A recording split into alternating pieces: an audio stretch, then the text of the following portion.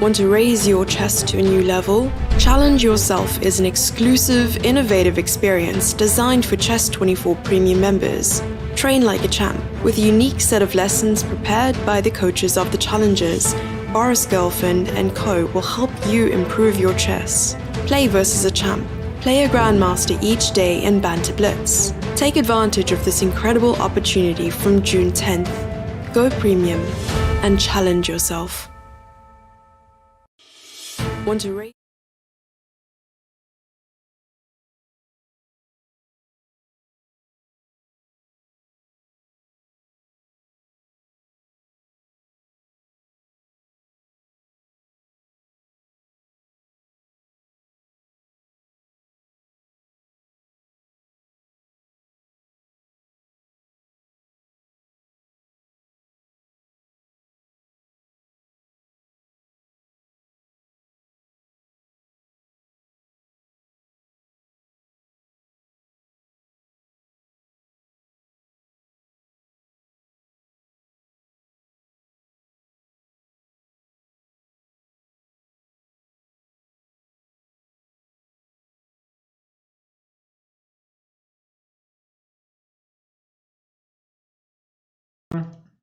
Yeah, let's get this show on the road.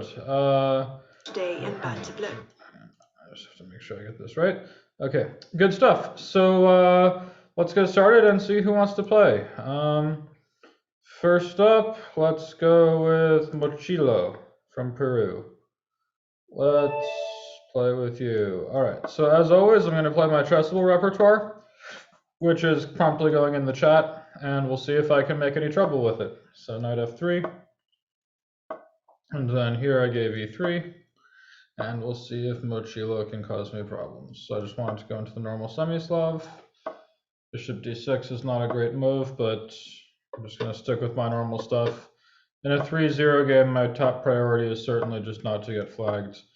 And yeah, bishop c7 I think is really weird, so I'm going to actually be a bit more ambitious. Normally I play with bishop d3, but here I'm going to play with queen c2 instead, which I think is much more ambitious.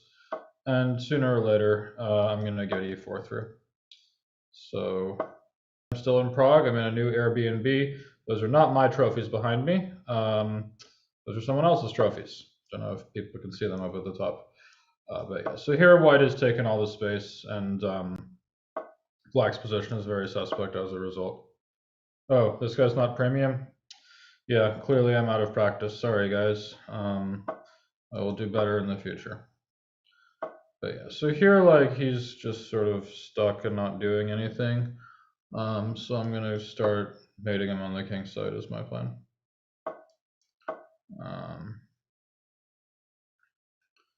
Yeah, so king side attack incoming.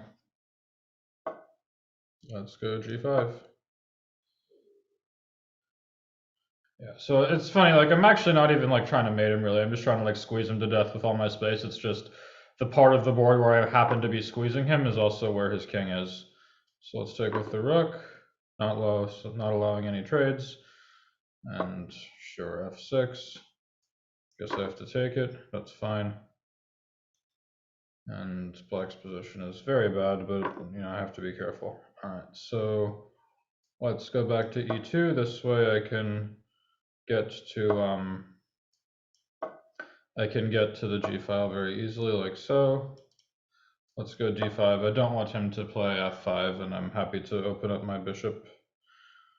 And it's, I don't know, this is the kind of position where you can lose control in blitz, but it's yeah. Will I play at any of the remaining Champions Tour events? I mean, I think there's only one, right? Like, so I mean, I hope so, but it just depends if I'm invited. I would like to. All right, so what does he even want with this move? I'm not sure. I'm going to play rook e1. I don't think he wants to take on d5 and let my rook land on e7.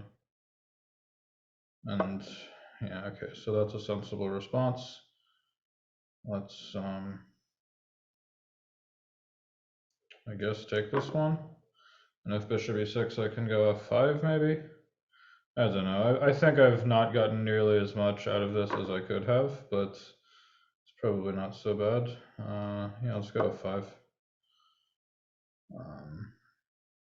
Yeah, I've played this very badly, I think, but it says a lot that if you play it very badly, black still gets a position like this one, where his knight is, I mean, like, he's not just straight up mated here, which is like the only good news about black's position. Everything else is just bad. Like, his pieces have no squares, they're not doing anything. Like, yeah, so here I'm already, I can grab a pawn, I think, on h6, and I don't believe he's going to mate me. I think his king is in more danger than mine. So, take. And yeah, the problem for black is, like, I'm ready with rook e6, so he can do that, but the endgame is just hopelessly lost as well, so there's not any real hope of salvation. Let's just get the rooks off, bring the king up, and he even has a pawn fixed on a black square, so I really don't think black has any particular hope of saving this game. Let's go bishop d4, and then b4, and at some point I will just start making threats on both sides of the board. Although actually his knight is pretty annoying there. Let's bring my king around like this. So we'll go here. If he goes king g7, I can go like h5. Let's start with king h4 so that that's not check. Now check here, h6, and he's going to run out of moves sooner or later. So let's go king h5, and then yeah, he's going to run out of moves pretty soon. All right, here. Oh shoot, I just hung a pawn for straight up nothing, so now he's fine. That's why I can't play games this fast. But what can you do here?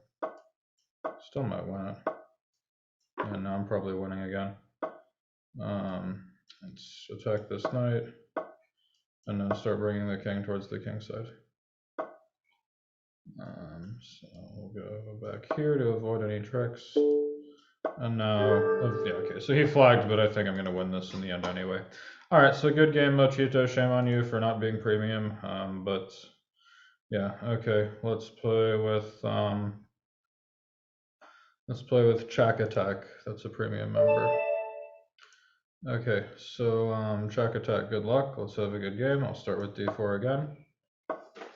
Some water. F6.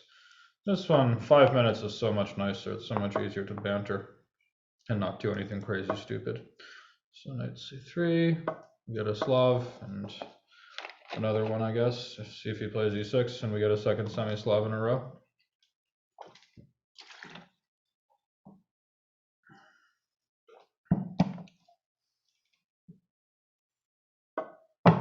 Okay, so this is some Glasgow kiss, where black probably should play knight c6 and give a pawn, but it's a bit risky for him because he does end up a pawn down and a completely lost position strategically. But after queen d7, this is a very bad move. Now I think black's just going to get throttled because he's going to fall way too far behind in developments, and now he's even just losing a piece on the spot. Now you need to play knight c6 there instead of queen d7. And black has some attacking chances after queen takes b7, bishop d7 back, and then queen b3, rook b8, queen d1, e5. But I still think white is probably a bit better if he knows what he's doing. So yeah, now I have a queen up, so this game is not particularly interesting anymore. Let's go this.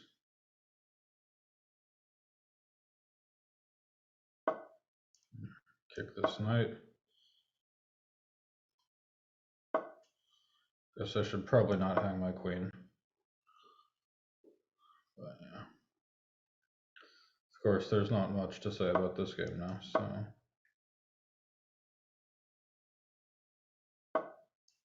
Start trading pieces.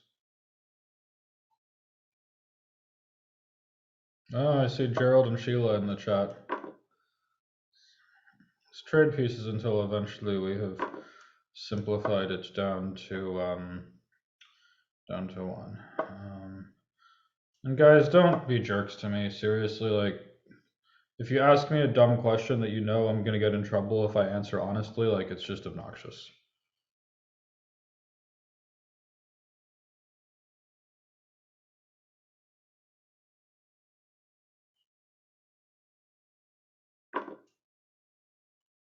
Let's just keep trading.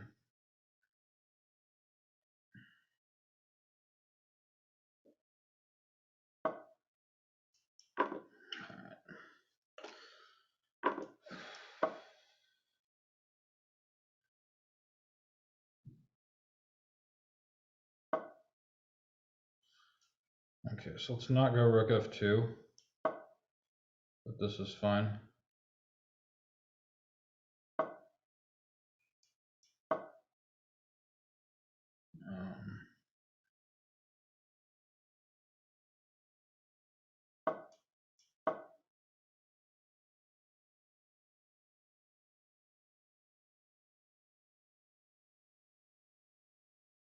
Yeah, hey guys, it's good to be back bantering again. It's been a while. Good to see some familiar faces.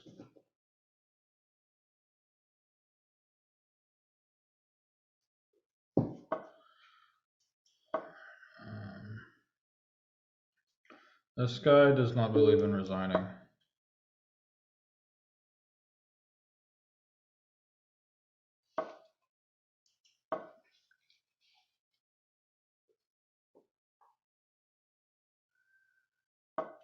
But this game sort of highlights why I'm not a great 1-minute player. Like, I'm sure someone like Naroditsky or them would, okay, now he resigned, would have just given mate like 20 moves ago. But for me, like, it's always just winning the whole way, so I just didn't really care to be like that. Okay, let's play with math, chess, science, music. Those are 4 very nice things.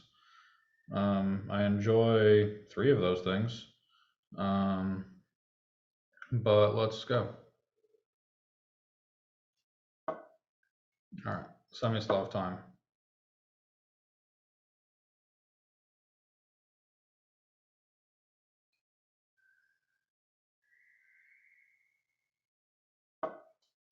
Yeah, and just making clear for everybody again, I am only interacting with the chat on Chess24, not on YouTube and Twitch, so yeah.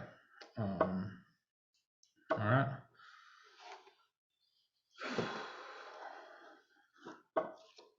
Semi-Slav, here we go. Let's see, I recorded an update on the Botvinnik, which it looks like I won't get a chance to play. Am I planning to do a French defense chessable course? No, come on. I mean, like, that wouldn't be very nice to Anish. I've taken my territory, and I marked my territory with the classical Sicilian. He marked his territory. I shouldn't do that. So,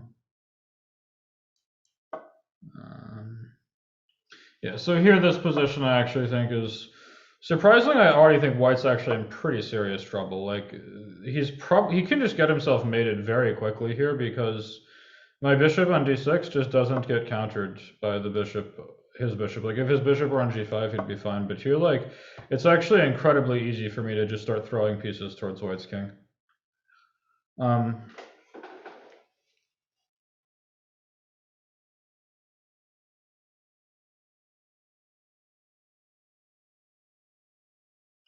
What is the one that I don't enjoy between math, chess, science, and music? I'm not going to say. You're just going to have to guess.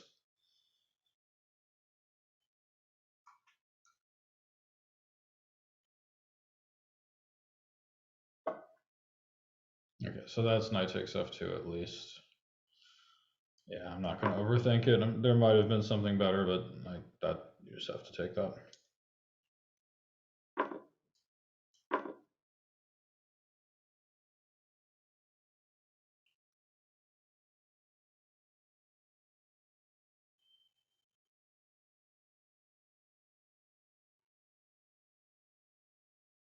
Spirit Tapper, you're a very smart person. I am in full agreement.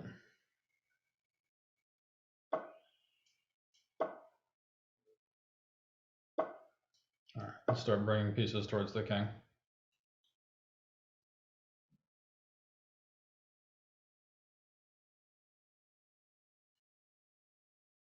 And the people who want to change their names to something funny, you're probably more likely to get a game with me if you change your profile picture to something funny, specifically if you change it to like a cartoon character that I like. But so like I saw Gerald and Sheila in the chat already, which was very good. Let's see who else wants to play. Oh, there's Gerald and Sheila right there. All right, Gerald and Sheila, good luck to you. Chinese Gerald and Sheila. So, can I explain a bit? Invitations to chess tournaments, is strength of the player the only factor? Sometimes it feels like that, like all that matters is rating. I don't think that's quite the case. I think that's by far the most important thing, to the point that it often feels like it's the only thing, which isn't the worst because it's sort of objective and fair, but there are other things like, you know, if someone is young and up and coming, they tend to be given more opportunities. All right, 5, 4, 3, 2, 1, abort. And then tournaments never want to have like more than 2 or 3 players from any one country, which, well, that can have unpleasant consequences under certain circumstances. All right, Pawn Holder has challenged me. He has a massive rating, and I have a bad, and apparently he has a 1-0 score with me, so let's see if he can give me some trouble. All right, classical Sicilian time.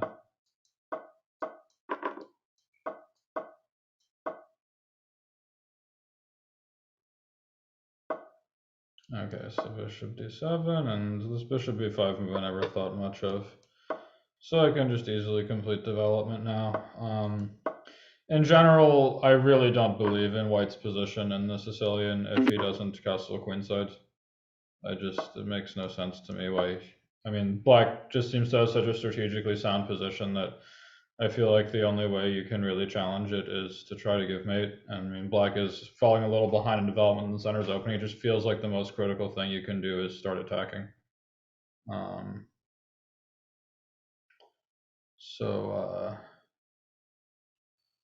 Yeah, here, I don't know. I'm sort of wondering if I could have played this better, because after e5, it's maybe a little bit annoying. I probably have to play.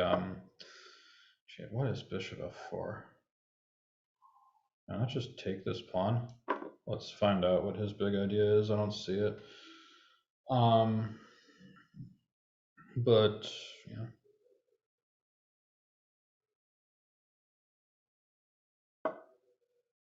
Queen d4, sure. Knight d5, interesting. We're playing Banter Blitz. Let's just do it and ask questions later. It's probably not a great move, but it looks like fun, so we're gonna do it. Queen g7, but here I thought I could go bishop f6. So queen g3, and now bishop h4 is a draw, I think, after queen g7, bishop f6.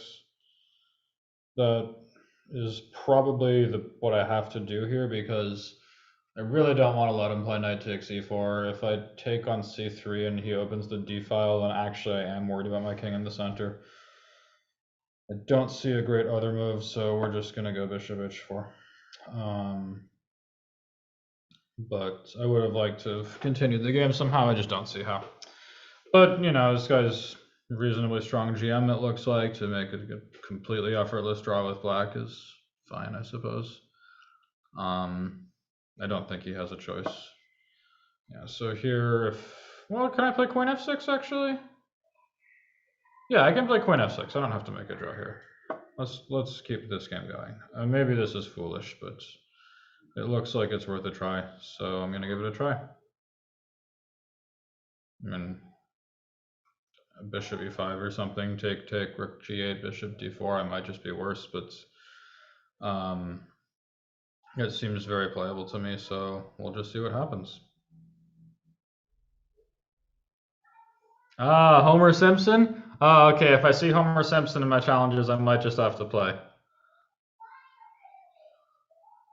Alright, bishop e5, sure. So I take this one and rook g8. And yeah, so bishop d4. I don't think knight f4 seems that amazing. You can just go g3. So let's play f5 and solidify this nice big center. And this actually is a really interesting position. I'm not totally sure who I think is better.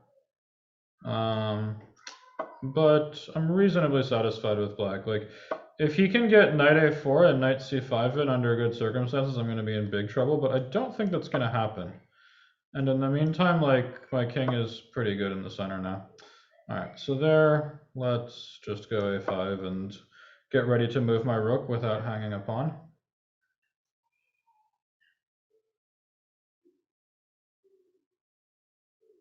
You should probably go knight a4 sooner or later. Okay, that one. That seems very risky. Let's go e3. Oh, he has just bishop takes e3, but then I have rook g2. Rook e1, wait a minute, what am I, like, do I not understand a thing, or did I just get a protected pass pawn like that? Alright, let's take this. And then, guess like king e7 is fine. Get out of this pin and get ready for e5. Yeah, so here let's go king d6 and attack the knight, I guess. He'll win the f4 pawn then.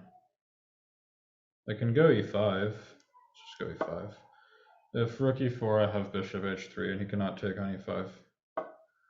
So there, sure, but now I go bishop h3. He has to like play rook e2, and I can now solidify this knight. And at some point, like, okay, he probably should play king h1 and force me to move my bishop, but this looks really bad for white now. Bishop d3, sure, let's go like rook d6, and with the not so subtle intention of rook g6. Well, I can't play rook g6, but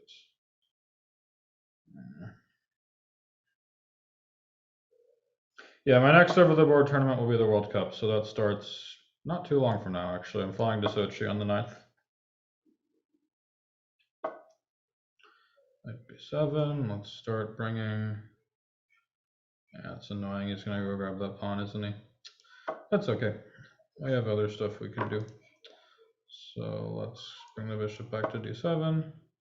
Keep everything nice and safe. And let's go here and get ready for rook h5. And if he plays h3, I probably can just take it. I'm getting a lot of counterplay here. All right, so let's start with king f6. Keep everything safe. And then let's go here. If h3, I probably should just take it. Yeah, I'm going to take it. Take this one. I have a feeling white should just get crushed here. Maybe he can play taken king f1 and run, but it feels very flimsy. Yeah, so he doesn't want that, but this should lose. So how do I want to finish? Bishop g4, check, check, check, f3. That has to be the end. Yeah, this has to be good enough. Rook h1, rook h2, rook back to h3, and then f3. Check, check, f3. Okay, if he does that, he's going to not get mated, but he's definitely not going to save the game either. Actually, he might still get mated. King e6, I'm threatening knight f6, so he has to go bishop c4. Or now okay, he can go bishop e2 as well. All right, let's go check. And then check. And then let's just be boring and play f3 and make a queen. All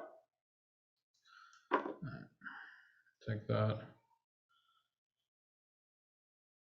This guy's not giving up, huh? Okay.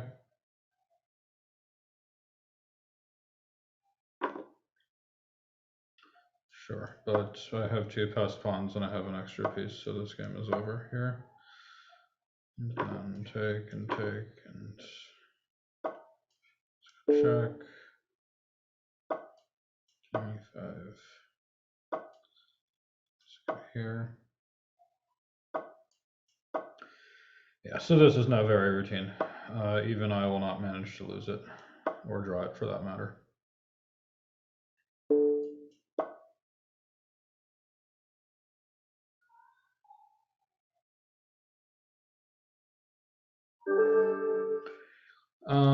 All right, so who are we playing with now? Let's see if I see Homer Simpson in the chat. There's Homer Simpson. All right, Homer, let's play.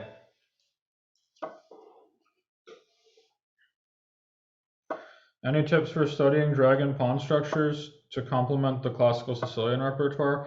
I don't think there's even much need. Just like in my opinion, the dragon pawn structure is just so good for black, and it's so easy to play, and it's so intuitive and natural. I think you can basically just play it. The only problem with the dragon is you get mated in the Yugoslav. Now maybe Anish managed to make it work. I haven't checked his course yet, but yeah, knight c6 looks kind of weird. Let's just go d5.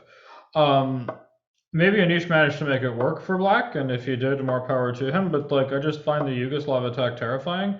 And the way I play in the classical Sicilian, my whole point of the classical Sicilian move order is you're not going to be able to play the Yugoslav against me, because bishop e3, I have knight g4. If f3, I'll play e5.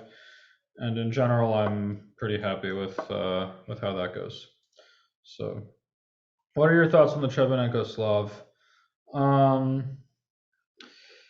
It's a solid opening. I think it's a very good opening to play for a win against stronger players. Like, people who you know are going to come after you. Like, I think it's actually really, really good for playing for a win. But if somebody wants to be a chicken, like, it's really easy to be a chicken against the Chebanenko, and that's, I guess, I don't know. Like, you can't really just hope to just win every game with black or be better with black from the opening. But I don't know. I've played it a couple times, but it's not really my kind of chess that I enjoy. Yeah, so here we're just looking at, I think, a pretty good position for white. I just have a better structure and more space.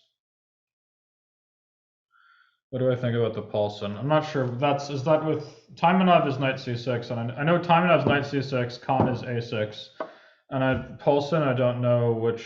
I know that's another name for one of them. I'm just not sure which. Which one are you talking about?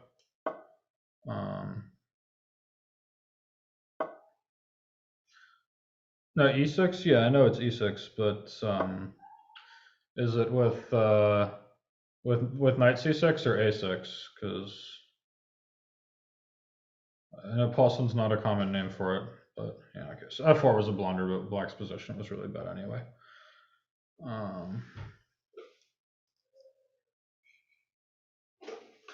What do I think about bishop g5 Najdorf? I just hate it. I mean, like, Paulson is knight c6 followed by a6 instead of queen c7. Oh, yeah, so that one I don't think is great.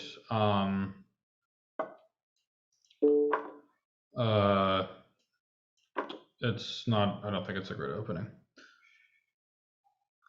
Let's see. Oh, Monkey King is cousin Kyle now? Okay. So to Bogdan Germesha, the French defense, in my French defense game, all right, Monkey King, if you're cousin Kyle, we have to give you a chance. So basically, my opinion on the French is it's a really lousy opening. First of all, I didn't win that game. It was round 1 against Grandelius, and it was a draw. But I think the reason that the French is not a great opening is knight c3. I don't believe in black's position after knight c3. I think it's a very difficult position. It's, I don't know, you can sort of make it work in these lines where you go queen b6, queen b2, and just sort of hope to hang on. And it's just really unpleasant and difficult.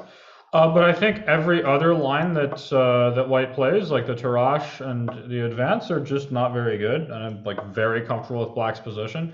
So whenever I see someone like Niels who just does not play knight c3, I like looked him up, and in the last like 6 years he had only ever played. I forgot even to take on c4. What am I doing?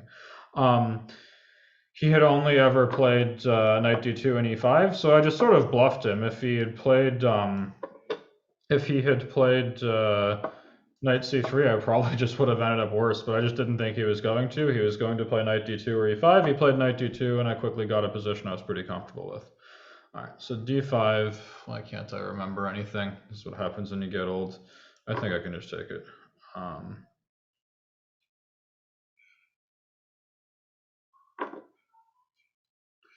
So as for updates for Chessable courses, I will do my best, but like, just being objective and honest, they're not going to be very common. Like, I was able to keep up with them reasonably well when I was locked down and playing no tournaments and stuck at home all day, and I had like 2 courses out. Now that I have 6 courses out and I'm playing and traveling all over the world and I have to prepare for the World Cup and stuff like that, it's going to be a lot harder to keep track. I will do my best, but don't get your hopes up too much. Yeah, so the Tarrasch French I just don't believe in. I mean, I don't know if it has a good reputation or not. I don't think it's particularly challenging for black. Yeah, here my pieces came out pretty nicely. I think black's pretty happy. So he can play bishop b2, and I can't easily play e4 because of queen d4. But I could just go like queen f6 or something. Whoa, g4. Someone's not messing around. But I suspect he will live to regret that one.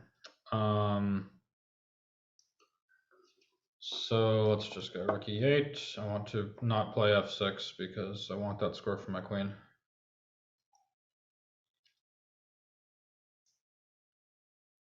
I think e4 is coming soon. Yeah, so I think now's the time for e4. Yeah, now I think it's time because of queen d4, I'm ready with bishop f8, and then okay, no, but he doesn't even find queen d4, so now I think white's totally done. This attack is gonna crash straight through. If king g2, I go e3 is a pretty violent move. Lufthansa flight, via Frankfurt there. All right, cousin Kyle, I gotcha. And as they usually do, they thoughts on the Petrov? Best way to crack it from the white side? Yeah, d4 on move 1. I mean, it's like it's not like white has no opportunities against it. It's really frustrating to play against. Of course, I mean, you always can put some pressure on black's position. And I haven't even scored badly against the Petrov in the past, but it's one of the reasons I tend to prefer d4. What would you recommend against Tigers modern? In general, in the modern, I kind of just like going c4. I mean, I like just playing it more like a King's Indian. Someone is hacking my camera, or is it just that my connection is bad in this Airbnb? All right, let's play with Eleanor Rigby. Okay, so good luck to Eleanor Rigby from Turkey.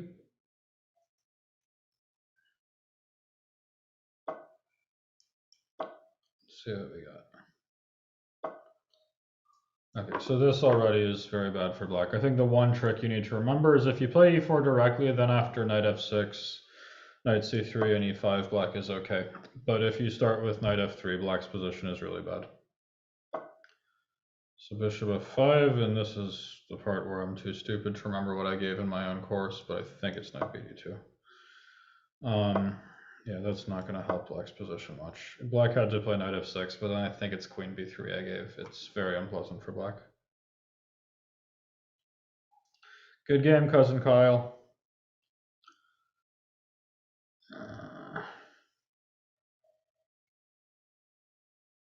What is the rating range for my small steps books? Like, it was aimed mainly towards intermediate players, like something let's say like 1200 to 2000. That was my general aim for it, but I was actually very pleasantly surprised when more than one grandmaster told me that they really liked it. I guess while that wasn't my target audience, it really says a lot that strong players enjoyed it as well. So I would hope I'd be a pretty bad salesman if I said it's not for everybody, because I mean, in theory, I should be writing a book that's accessible for anybody, but it's not. But yeah, okay. So here I'm just totally winning. Okay. Let's just go bishop c2, I guess. French is for lazy players. I think it was Morozevich who once said, "The French defense is for people who had a difficult childhood," and I approve of this comment. All right. So let's take on c5. I'm go knight g5 and start attacking.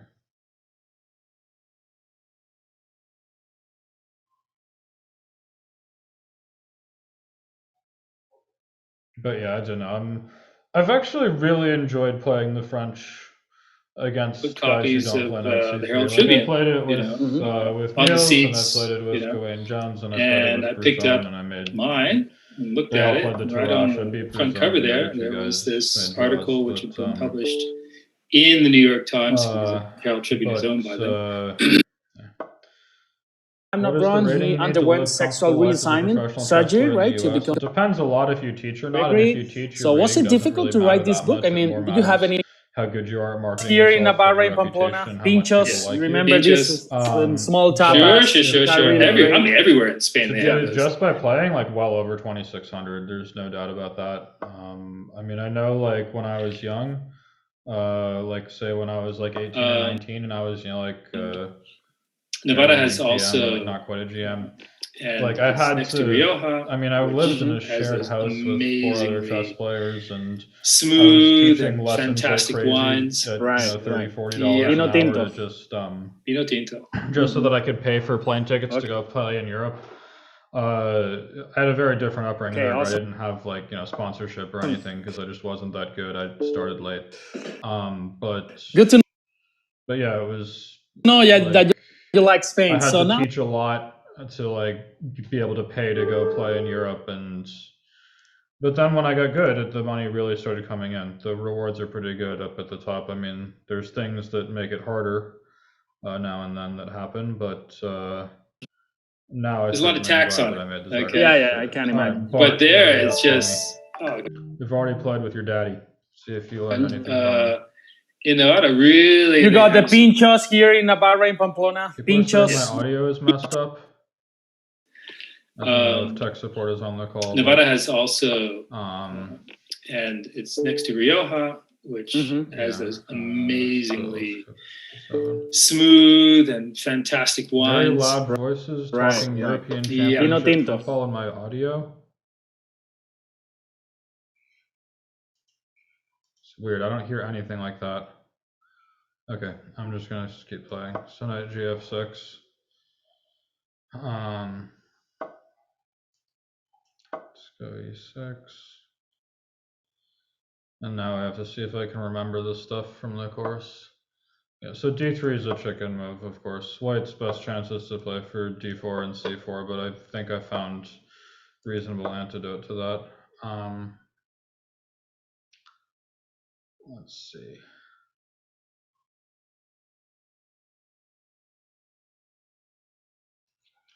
Yeah, so this position is very boring, but I think it's very important not to fear boring positions when people play quiet lines. You just have to play them and be patient and trust that chances will eventually come. And this is, and so here I'm just trying to be patient and not do anything too rash and wait for chances. So I'll go knight bd5.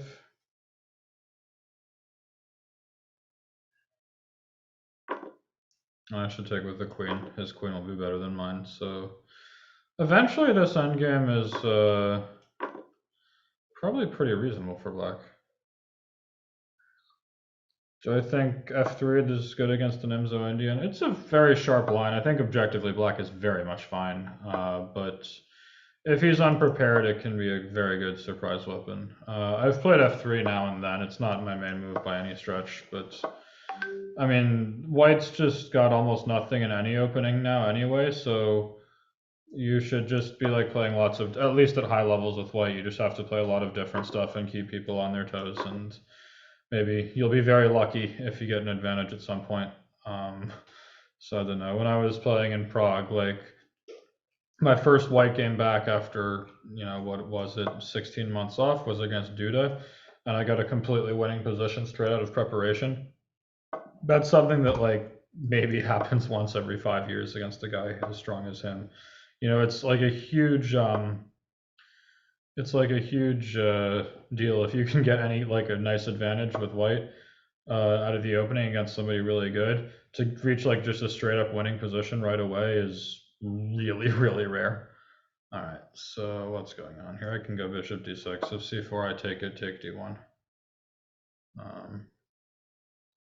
Am I planning to start streaming on Twitch? In a word, no, that is not for me. I like to play chess. I like classical chess. I like working on chess, and Twitch is just a very different animal. And I don't mean to be condescending towards anyone who does it. There's absolutely nothing wrong with Twitch, and if that's what you enjoy, more power to you, but it is not for me.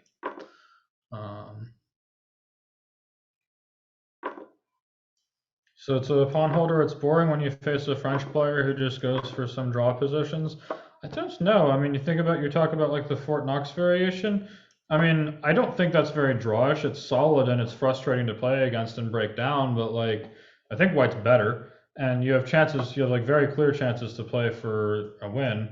Like, I think it's much more frustrating to just play against somebody who plays the Berlin every game, or the Petrov or something like that, and is really good at it. Like if somebody just sort of throws the Berlin or Petrov at you once, it's not that big a deal. Like you can always find some line that causes it trouble, but like if somebody just does this stuff every game and knows like the super solid stuff like the back of their hand, that's really frustrating. Like, and there's a lot of players like that, especially like very high rated ones. But no, for Fort Knox French, I think like, okay, if you get frustrated playing against the Fort Knox French because it's so solid, I think that's more a you problem than a them problem. They're giving you like a good position that takes some work to make anything happen with, and then if you don't make anything happen with it, I think that's on you, not on them. Yeah, so this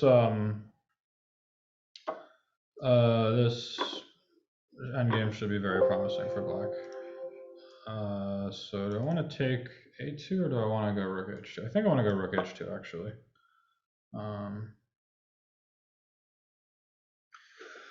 Do I ever want to become a trainer, writer, instructor like Jakob after my playing career? Well, I'm already sort of one now. I mean, by far my main thing is playing. There's no ifs, ands, or buts about that. But I do take students. I mean, I don't teach much, but I teach a little bit, and I've written a couple books. So I don't know if I'd ever be able to do it like him and just be able to write for like 6-7 hours a day and keep writing good stuff. I think I would burn out pretty fast, but yeah, I'm working on another book right now on theoretical rook endgames, which hopefully should come out in early 2022. I found some really interesting stuff. Let's go rook a3. I think this actually, speaking of theoretical rook endgames, I think this is a win. So there, now I can take this pawn, and then we'll get, that was a mistake. But if I had gotten, I don't think he could have set up a Vancouver there. But because the a pawn wouldn't have helped me much. So let's see. Have I already did I just sleep through the fact that I'm past time? What time is it? What time did we start?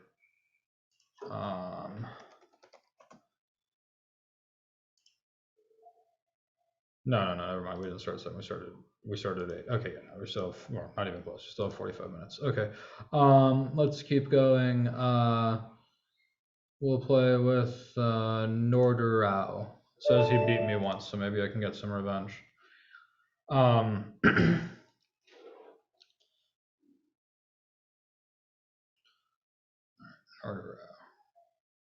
What you got for me, Nordarao? Do not test my patience by not moving.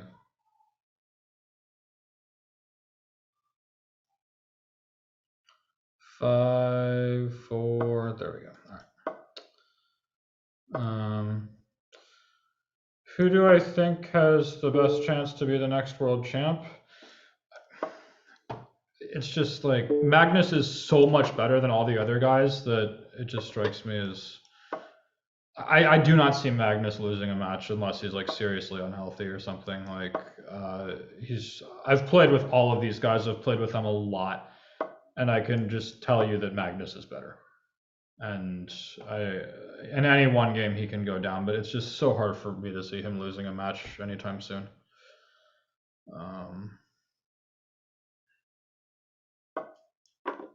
Yeah, so here in general, whenever black can get a dragon setup like this, where the only way white can challenge the bishop on g7, the Sicilian, is there's 2 ways. He can play c3, d4, at which point your bishop on g7 becomes an idiot, or he can play h4, h5 and try to mate you. And here neither of those things are happening, so black is very comfortable.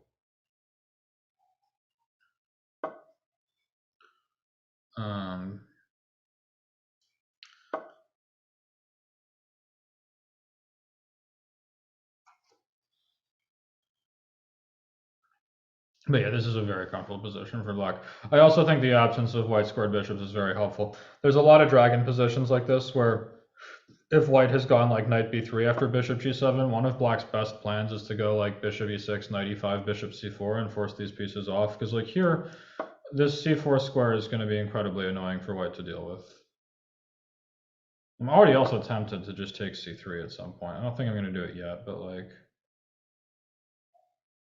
let's just start with rook e8. It's kind of a lame move, but it's good prophylaxis. There's a lot of lines where I want to go like queen a5 and knight d5 can come, and I want e7 to be protected. Yeah, okay, like Magnus lost some rapid games. This can happen. I mean, but so over the course of 14 classical, 12 or now 14 classical games to just show better chess than him when he's like really taking it seriously and has his proper preparation and stuff, and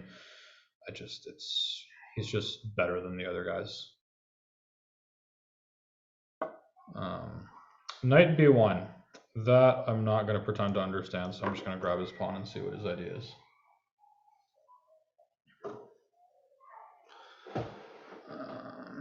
I don't know if Magnus is much stronger over the board. I mean, I think he probably should be. I know I am, and us old guys were.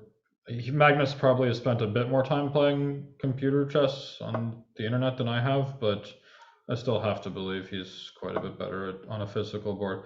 I definitely know that when I'm calculating variations, the easiest thing for me to do is calculate on a physical board, a 3D board. The second easiest thing for me to do is calculate blindfold, and the third easiest is online, so on a 2D board. So I actually find myself constantly like looking up and looking around when I'm doing online stuff. I just think 2D boards and the whole computer screen just messes with me. For my own calculation training, I always set up the pieces on a real board. I do think 2D vision is really a thing, and I want to avoid it. All right, so here, let's just go queen c4. And so I'm 2 healthy pawns up now, so it's just technique at this point. Start playing b5, gain some space, maybe get ready for b4 at some point.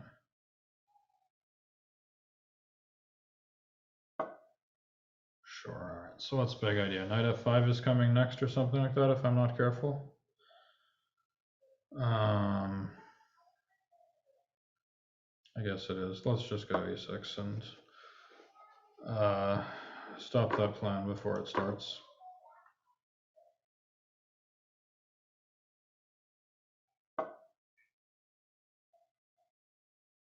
It's a good move. Let's go knight e5, there's knight f5. That was all right. I'm gonna make a very ugly move. Hope you guys can forgive me. Yeah, so for a guy saying like Hikaru sees a 2D board when he calculates, that wouldn't surprise me. Like he's done a huge amount of online play long before he was a streamer. He was playing on what's the now defunct ICC basically for like, you know, many years, and so it's not surprising to me that he would feel like sort of more comfortable on a 2D board and start seeing that when he's calculating. Yeah, so here I've played this absolutely terribly and I'm like losing a pawn back, but thankfully I'm still completely winning. Yeah, let's take this and then I will have knight e4 next. And told you this rook would be useful on e8, no knight e6. Because if my rook were on f8, he could go knight e6 and rook e4. But eventually that mysterious rook e8 move did prove useful. Took a while, but it got there. Alright, so queen f4, I can take on c3, then rook a7 is annoying. Yeah, yuck. Let's just go queen e5 and stay safe. Alright,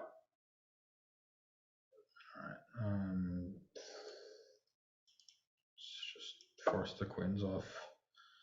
Seems idiot proof, which is something I am very much in favor of. And let's get that rook. Okay, it's a good game to Nordarao. Let's see who else wants to play. There's Bogues. Let's play with you, Bogues. It's not a Banter Blitz without you.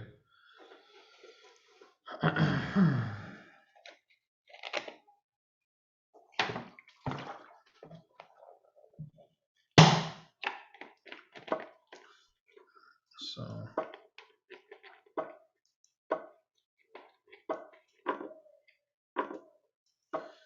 we'll see if my classical Sicilian continues to hold up. So yeah, this bishop c4, queen b6 move I thought was quite nice because white cannot get away with bishop e3, and it's actually a little annoying for him to deal with the pressure on this knight. So yeah, here now e6, and the best move I believe is bishop f4 now. Yeah, bishop e3 is just a mistake. Like he's supposed to play bishop f4, provoke my knight to e5, and then come back with bishop e3 next, so that, yeah, like when he plays f4 he would gain a tempo with it on my knight. Now he doesn't, and like black has a very comfortable position. I mean, if we count tempi, I'm down 1 tempo on a normal Sicilian because I played queen b6 and then queen c7, but he played bishop c4 to d3, so that's not just one tempo loss, because I also don't think this is the most useful move he can make. Let's go b4. But also he's played knight b3, which is not great either. And here, like, he sort of, I mean, you can't castle long here. You're gonna get killed. And like, I just don't believe in the Sicilian for white if he doesn't castle long. Like, I don't know. b4 maybe was too much, but at any moment now, d5 can just come and like he can't play g4. d5 will kill him. So I mean, he probably just should castle short and accept that black's fine. Okay, that's actually a good move. But this is fine. I'm not worried about him taking b7. I can always take on d3 to chop the bishop pair in half whenever I need to. The bishop's not going anywhere. So if I castle e5, queen f3, knight d7 seems fine.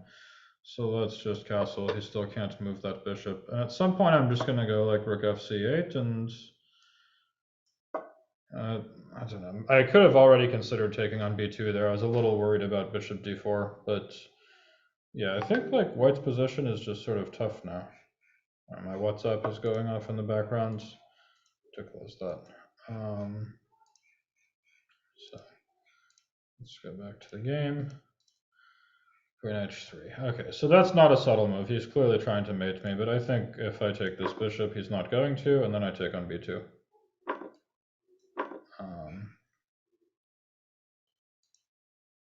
Do I have any more useful thinking techniques you can share with us? I find myself saying, what if I do it anyways all the time and it helps? There's, I don't know, I haven't contributed. Shit, if I just blundered an exchange. Okay, it's still not bad for me though, because if I take d3, I get a lot of pawns.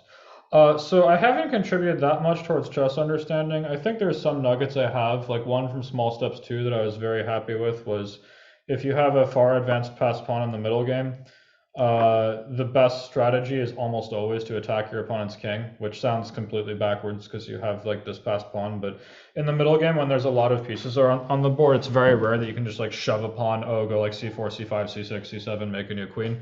It's really rare that you can do that, but often when you get a very far advanced passed pawn, it forces your opponent to babysit it, and that means they're unable to save their king. Another thing I've contributed to chess understanding is I think for exchange sacrifices, the first thing you always ask yourself 100% of the time, first question is how good are the rooks? If the rooks are good pieces, it almost never matters what compensation you have, the rook will be better. Like the exchange sacrifice won't work. If it's a good rook, if it's a position where the enemy rooks are good, it's very, very unlikely that an exchange sacrifice is a good idea. All right, so let's go queen e4 and threaten the e5 pawn. I still have a pretty good position.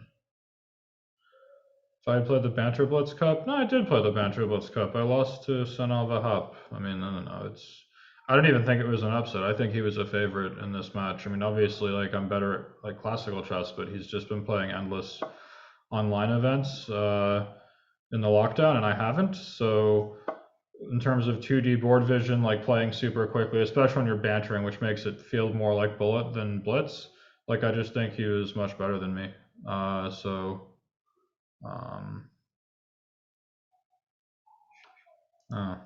Math, chess, science, music, you had a win against me and you missed it? I didn't see it during the game.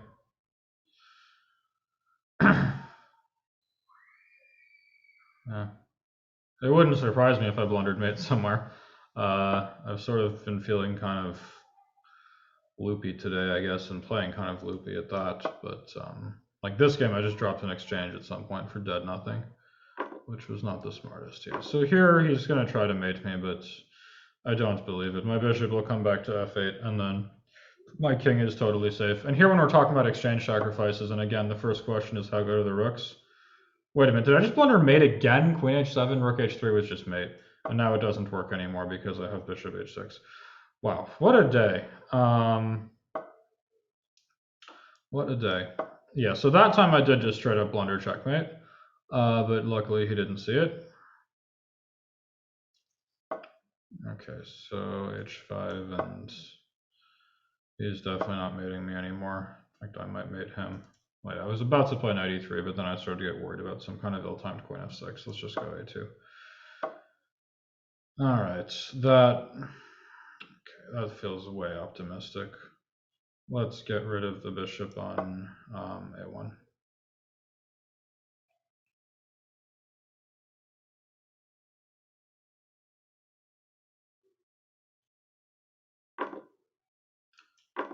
Take. And now I'm making a queen. All right, I'll take his queen instead. That works. All right, you lost to this Bogues again. Why must I? Sorry, dude. I gave you mate in 3, so I can't feel too bad about it. You did have your chance, and you missed it. Let's play. Oh, Jup in the house. I always have to play with Jup. All right, I'm gonna branch out and play e4 this time, just because I feel like it. So we'll see. Ooh, Scandinavian. That's not a good opening. Queen d8. Okay, so he's giving me the whole center. I don't even know how you're supposed to play this. I think this can't be wrong.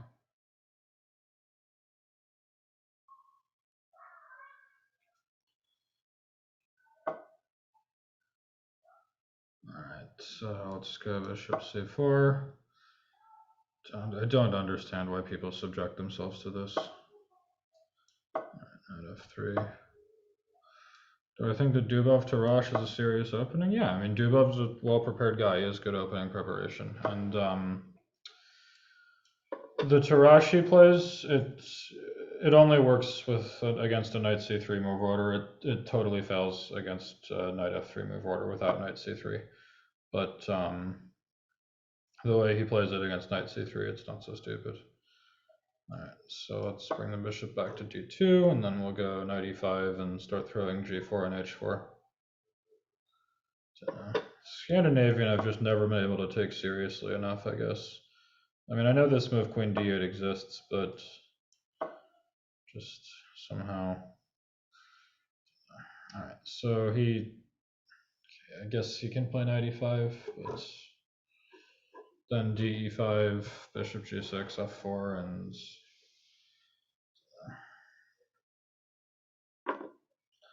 so I take this one.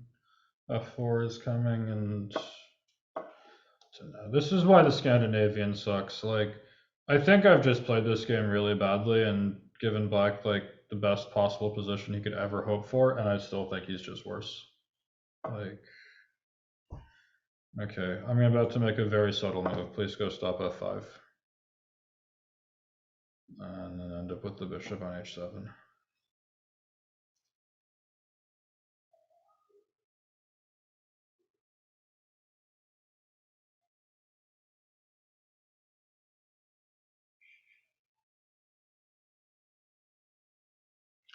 It's dark in here. Let me see if I can find a light switch.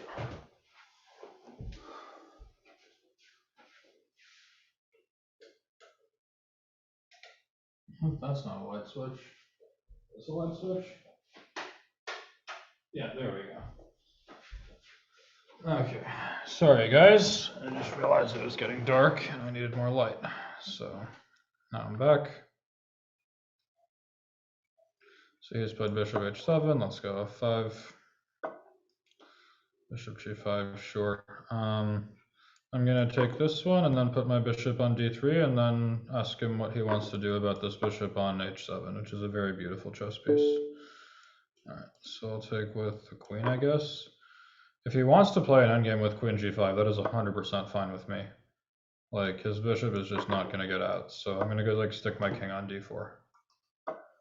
Yeah, so my king will come to d4, which will keep everything nice and safe, and his bishop is never going to join the game. And at some point, let's first start by overprotecting this pawn on e5. And next up, h4 is going to come. You know, I like this game. I've made these moves that are just so incredibly unsubtle and unrefined. Just rook h1, like 3 guesses what I want. All right, rook e7, let's go h4.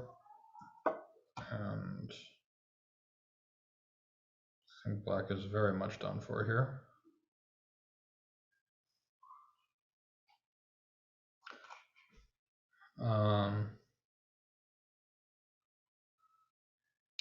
What do I think separates myself from a super strong like top 5 player? A lot of it is natural talent, I guess. I mean, I've made no secret of the fact that I don't really think I'm the most brilliant guy out there, and that I've mostly got to where I am with hard work. Now, all the guys who are like, you know, top 5, which would be like what, Carlson, Caruana, Nepomniachtchi, Geary, and Ding or something, like, rest assured, those guys have also worked very hard, and they might just have better hardware. It's possible they're just more talented players.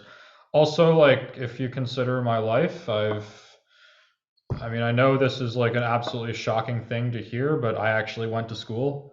Like, I went to like through the American K-12 education system. I went to college. Like, I had a very normal upbringing. Like, when all of these other guys were professional chess players with a huge amount of support from like before they even hit puberty, and like while they were still children, they would just stop going to school and did chess all day. I mean, that's something I have mixed feelings about in general, but that's got to like help you become a better chess player compared to someone who had a more normal upbringing.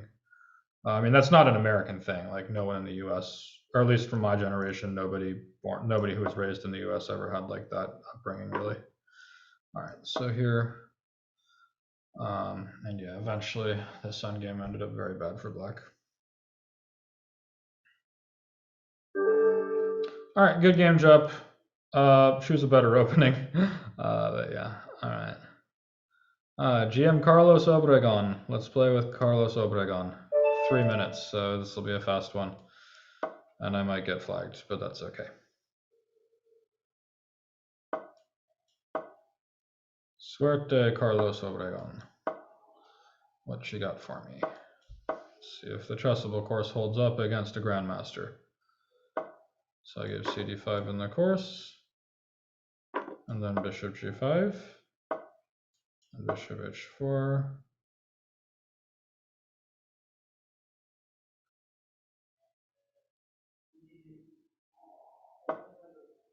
C6 is a weird move. I don't know what to make of it, so I'm just going to go E3. And black's position looks very suspect to me. Yeah. So here, I think black should not play the Rogozin like this. There's only 2 ways black can play the Rogozin. One is to like immediately throw C5 and like Queen G5, Knight E4, Queen F5, look for like very direct counterplay. Or 2, if you want to play it strategically, is you can try to get your bishop to the B1 H7 diagonal before white can. And he has done neither of those things, so I think white should be better. I'm going to start with Queen B3. Although, actually, now that I say that, I probably should have played. No, actually, I can go this way. It's now I get 95. So I think that already this is very uncomfortable for black. Let's castle short is fine. On another day, I might have considered something a little bit more to the point, but yeah. All right, my queen did its job on B3. I'm gonna come back. All right, so F4 seems pretty automatic now. Is there a reason I prefer 3 knight F3 over 3 knight C3? I mean, I don't want the Nimzo Indian is the big reason. Like, and I wouldn't even say I prefer it. It's what I gave in my Trustable course, which means it's one option that I think is very good. And it's the one I've relied the most on. But hey, like my last game in this, like I played into the Nimzo against Abasov in Prague and beat him. So it's not like I'm terrified of the Nimzo either. But yeah, here I think black just got like a really unpleasant position compared to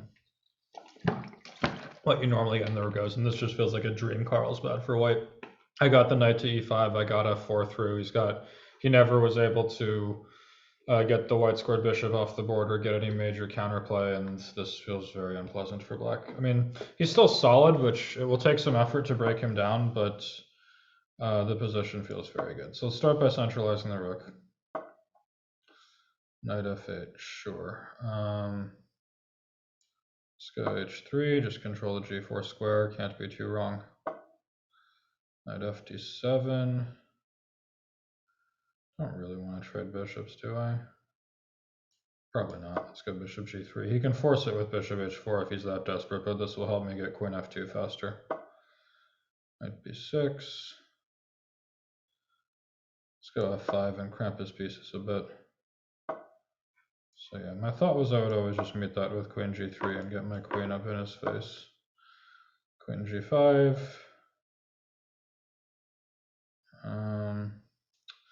Endgame looks very good for white, but I'm gonna keep the queens on the board and play for an attack instead. Alright, so that feels like it should lose to f6 and h4, but let me think. f6, knight e5, h4, queen g4 is sort of okay. Let's just be calm and bring the knight back to f3. This queen has to go away, and then let's go king h1. I'm being unduly patient this game, but it should work. Like, position still looks very bad for black. Alright, so continue gaining more space with g4. That knight to d7. Doesn't seem like e4 is going to work. So we're going to get an endgame. And I think black got a lot better position than he deserved, but I still think he's just worse. Like, it's hard for him to move. And this bishop on c8 is just so bad. So now I can take this one and bring my knight towards like c4. And this bishop on c8 is just such a bad piece. Like, there. Okay, knight b6 and take the a4 pawn seems pretty good. And then my knight gets to c5 as well. Knight d5, sure. I guess I can just take it. And now knight c5, then b6 and rook b5. Let's go knight c3 to be safe. Bishop d7, start bringing the pieces in. Yeah, like here it's just sort of a matter of time. It takes some effort to win a position like this, and it will take some time, but I mean, definitely gonna win. All right, rook c5. He can sort of escape with b6. Let's go rook c3, and if bishop c4, I can go knight b4, and now b3 is coming next move. So yeah, let's go b3. Should be 2, and now a4 is fine.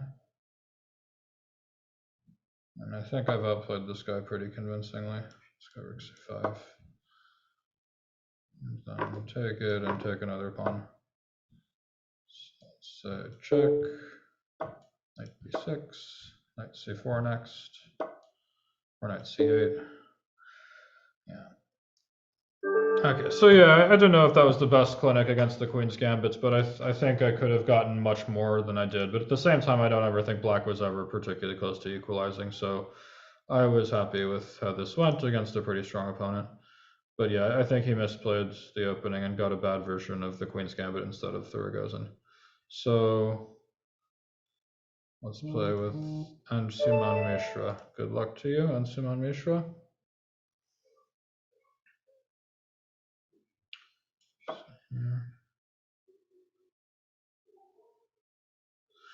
Do I see a correlation between chess skills and math skills? Depends what you mean by math. In terms of, I know when I was a kid, everyone thought I was a math genius because I could like calculate numbers like crazy fast, but that's like arithmetic. That's calculation. That's not actual applied like mathematics. I was no better at like geometry or trigonometry or statistics or calculus or algebra than anybody else. So let's abort this one because he's not here. So we'll play with, this is not letting me, oh, it's at the bottom, that's why, okay. I play batter, all right, I play batter, let's see what you got.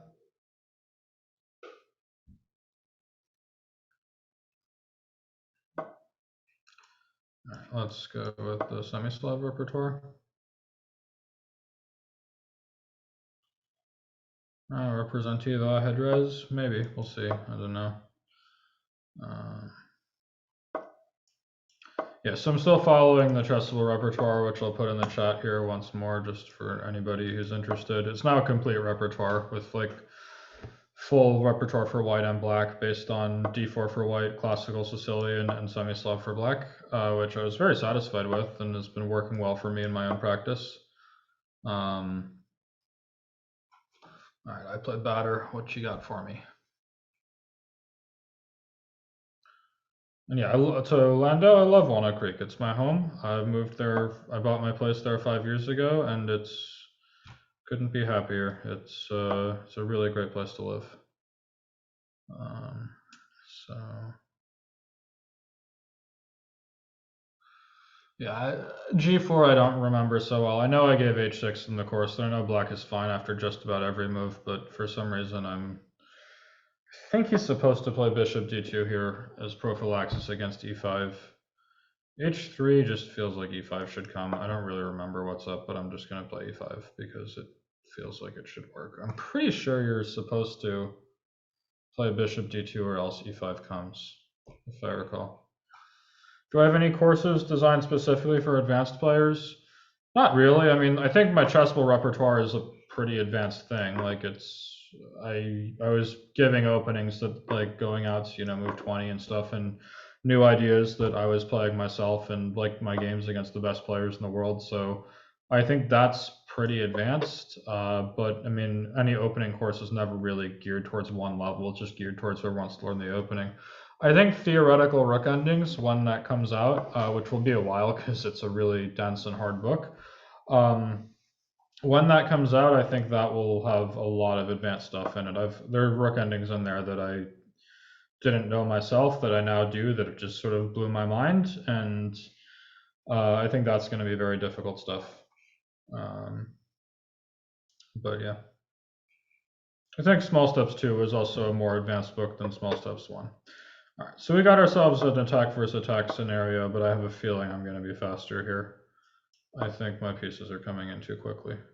This is h3, g4. I mean, it's too slow. All right, so bishop e1. Let's go bishop b4 and pressure this knight some more. And I want to, if I can force him to play bc3, I'll be very disappointed if I don't checkmate him. So seems good. If he has to play knight de2, then everything should be good. Knight c4, knight f3, anything I want. Will I remember these specific endgames during the game conditions? I don't even think it's so much, I think it's not so much about remembering them like once they come up, it's more seeing in advance that they could arise, and then that helps your calculation ability. Because you can calculate, oh, at that point I reached an endgame that I'm pretty sure is winning. All right, so here I'm able to mess up his structure, which I think should, maybe the end of the game is a bit harsh, but it feels like white should not survive this. But I did just blunder the d5 pawn. I thought I had bishop f5 check, but he can take with the knight. That was stupid.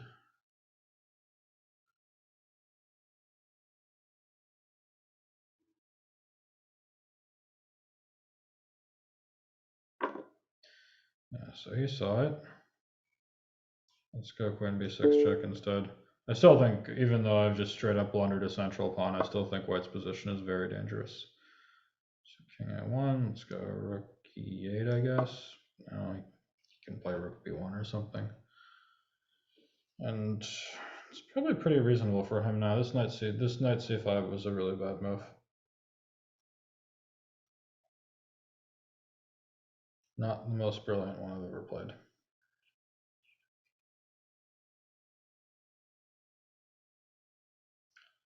What's my favorite beverage except water? Sparkling water. I'm sure that's a very satisfying answer. I don't know. I mean, I'll enjoy a good beer on the occasion. I had one on the 4th of July, but I'm not.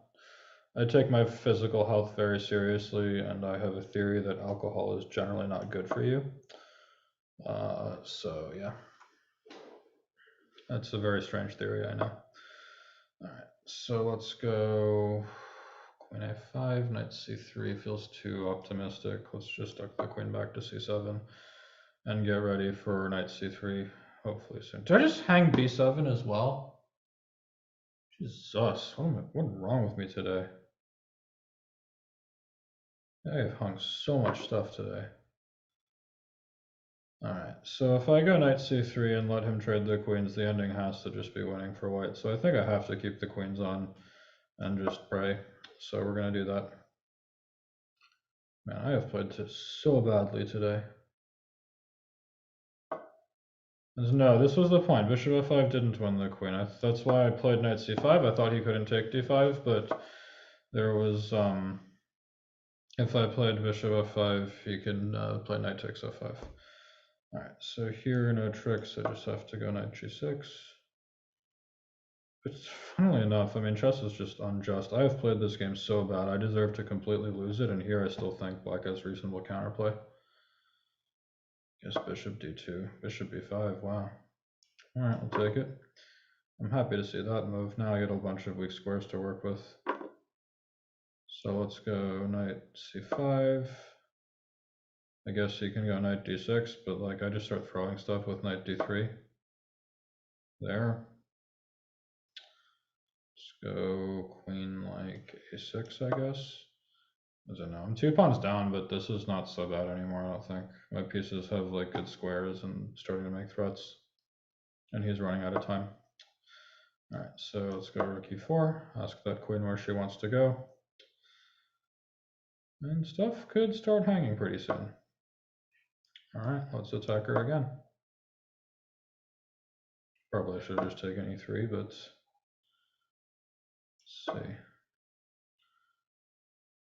I blundered knight c3 too. I do not know how much stuff I've blundered today, but it is a lot.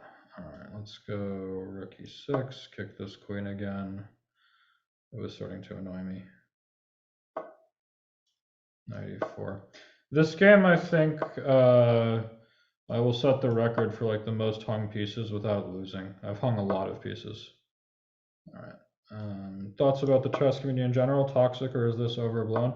I don't think it's toxic. I think most chess players are really profoundly decent people. I think there's a few that cause a huge amount of trouble, and they're like vampires. Then they start behaving badly. They infect other people to do the same thing. But I do think they're the minority. I think most chess players are decent. There's a lot of things about the chess community I don't love, but it's not so bad. All right, that was an incredibly ugly game, but I managed to get through. Let's play with Awake. All right, Awake, what you got for me?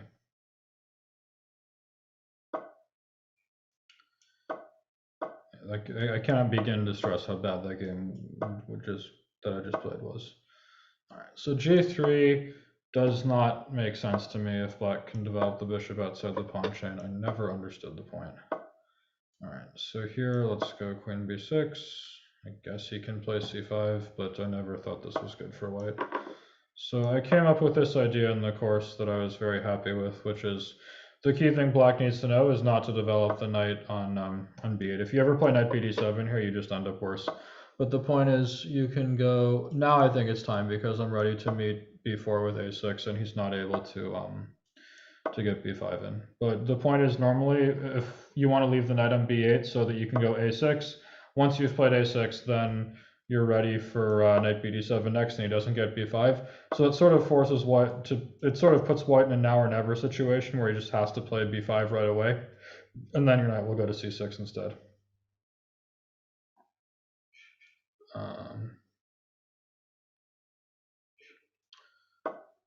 But yeah, so here,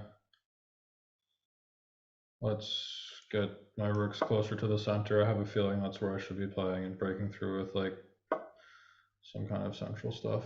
So let's start with f5 is maybe a bit much. Just go g5. Let's just start with g5. Gaining space like this can't be wrong. So bishop h2, and maybe I can play f5 here, but f5, knight e4, d e4, knight e5, knight f6 seems pretty reasonable. Let's just go f5. So he goes knight e5 directly instead. I suppose that makes sense. I'll go knight f6. I don't think this knight on e5 does anything. So there I have to take, and now let's reroute my bishop towards c7, where it will be a bit more intelligent. So now it's sort of a weird position, but I don't mind it for black. So bishop c7, no tactics, I don't think, right? I don't see him. All right. Rook c1, incredibly subtle. Let's go rook e7 and get ready for maybe knight d7 next to challenge this knight. Yeah, let's go knight d7. He cannot play knight c6 because bishop h2 is check. Once this knight is sufficiently challenged, I'll be able, and the dark square bishops are exchanged, then I'll be able to play for either e5 or f4 and my pieces will wake up. And I don't really think he can do anything great in the meantime.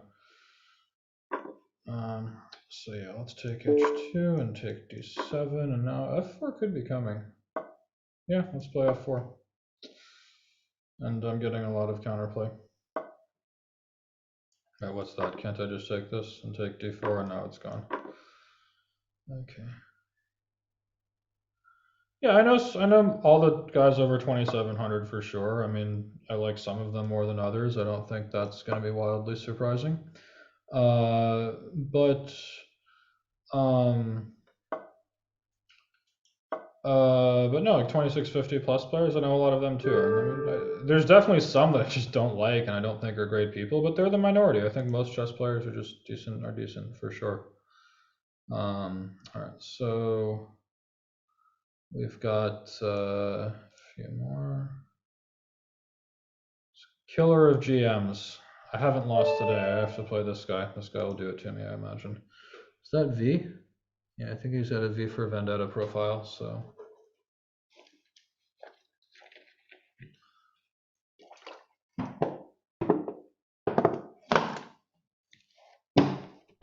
All right. Let's play more classical Sicilian.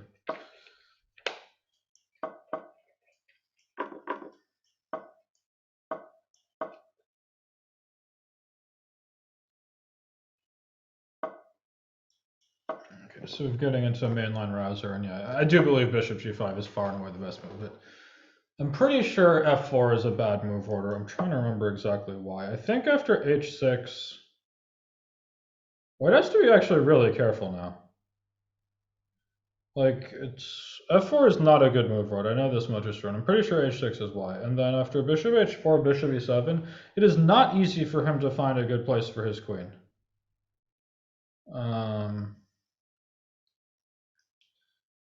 But yeah, I think this is already like White is not worse yet, but you have to be pretty careful.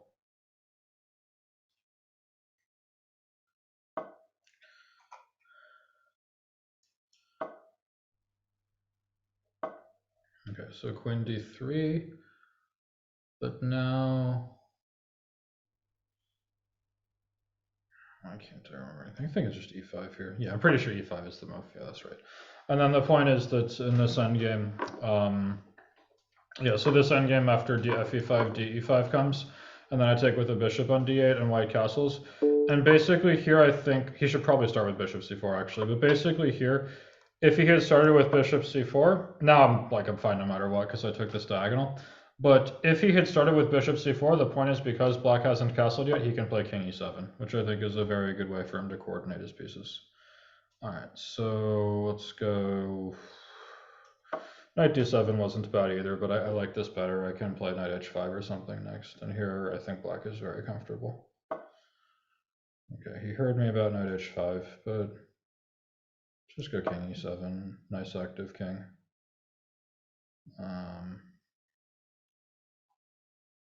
Maybe bishop C7 was dumb. I mean, I had to pacify one of my pieces. It might have been better to pacify the knight and leave my bishop free to go harass his stuff with like bishop B6 to D4 or bishop A5, but all right, so let's go rook D8.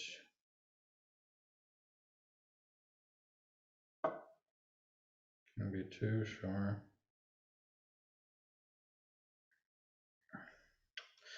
Yeah, all right, I'm going to pacify my knight. I think it was better to do that in the first place. I just don't, I think this knight has more future, and plus eventually I'll be able to play F6, which will allow my pieces a bit more freedom. And here, it's not that bad. I mean, I think probably it's about equal, but somehow I still sort of prefer black.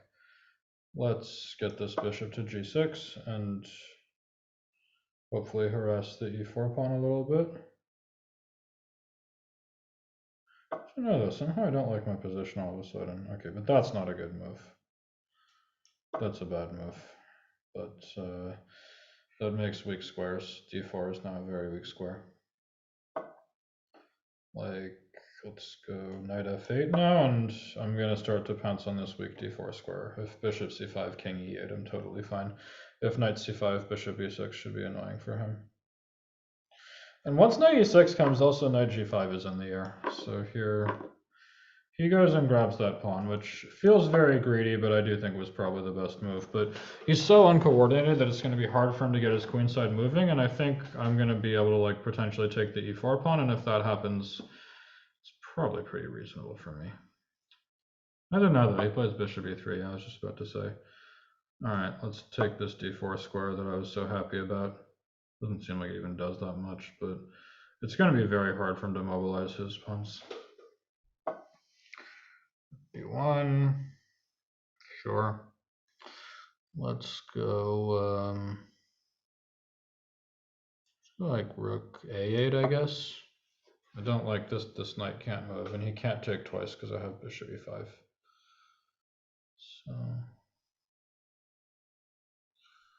should I visit Walnut Creek as a European who's never been in the U.S. when I go traveling? I don't know. I mean, like, Walnut Creek is certainly not touristy. It's not like there's not any, I don't know, we have a nice Frisbee golf course and stuff. It's not like a major tourist destination in any stretch. It's just a really nice place.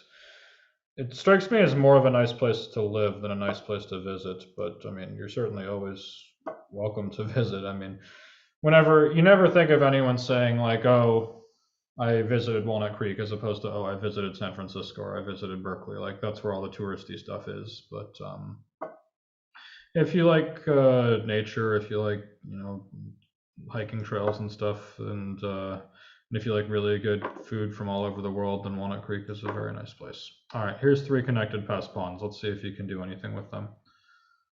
All right, so they're very firmly stuck for the moment, and I'm hoping I can get my own guys moving pretty fast. So g6,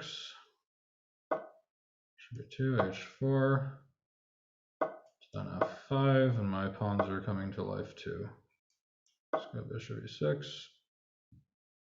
I can play b4, yeah. Just realized that, but it's still not clear. I'm going to take this one, and then rook f8 comes, and these checks are annoying. Rook f4 is in the air.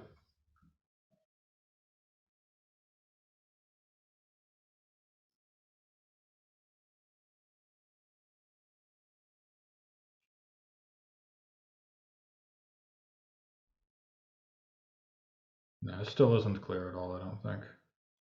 All right, so I'll start with this check when he has to block with... Oh, does he have rook? He had rook d2. That was very clumsy. So let's put this bishop on this passive looking square because it keeps his pawns from moving too easily. And my next move is bishop f5, and now I have passed pawns too. And I have a long range piece. I have more long range pieces. I don't know. I mean, maybe I'm just busted here. Probably am, but this is... Wait, but now there's rook takes d2. That was a mistake on his part. Now I should be winning.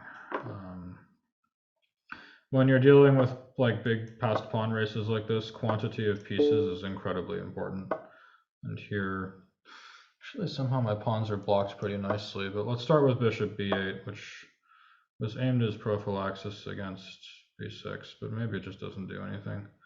Let's go bishop c6, and then king d5, and now I'm going to get e4 through, and I think my pawns are just going to be faster. Like, it's funny, just the quantity of pieces is so important. Like, my pawns are just faster here, even though his are on like the last rank.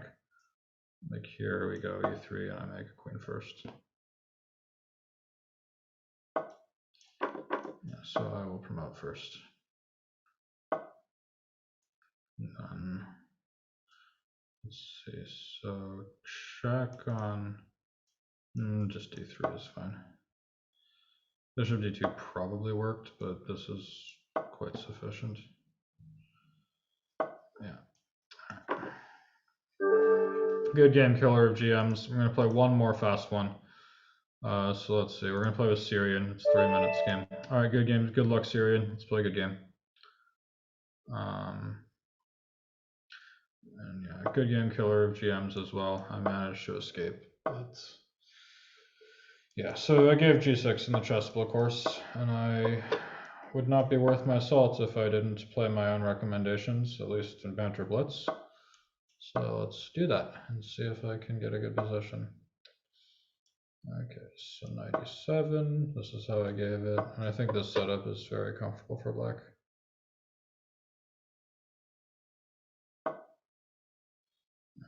so let's go rook e8.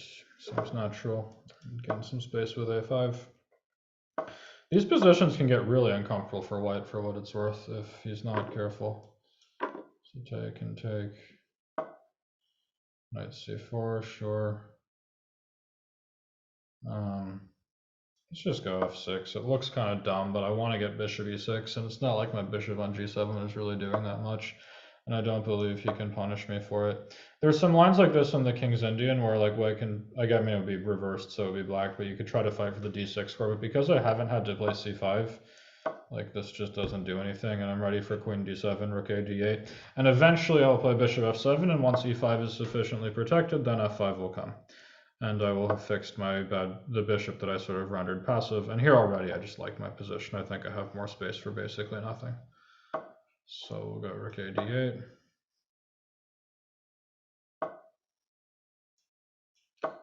f5, keep gaining space. Take everything, sure.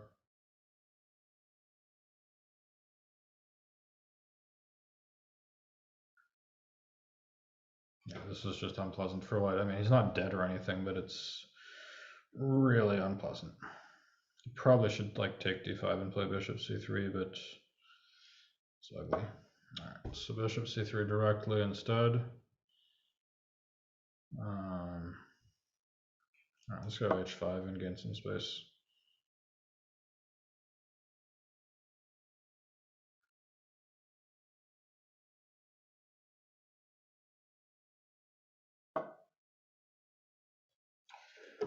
Queen d2, huh? Feels like it's begging for some kind of tactical refutation. Bishop g2, king g2. Let's see it. I'm just going to keep playing slow. I was thinking about bishop g2 and e4, but all right, this guy is really starting to provoke me. All right, we have to take this one and open up his king.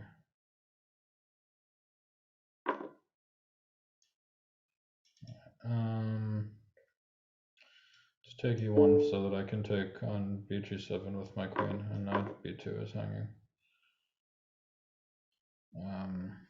He has to play. You can play it like this, but I can't take b2 yet. But let's go knight b4, and it's hard for him to. It's rook e2, yeah. Sort of keeps him alive. Yeah, I've misplayed this a bit. I think he's almost equalizing here. But even this, like, feels better for black. I think that my majority is going to be better than his, and his king is always going to be a little bit unsafe.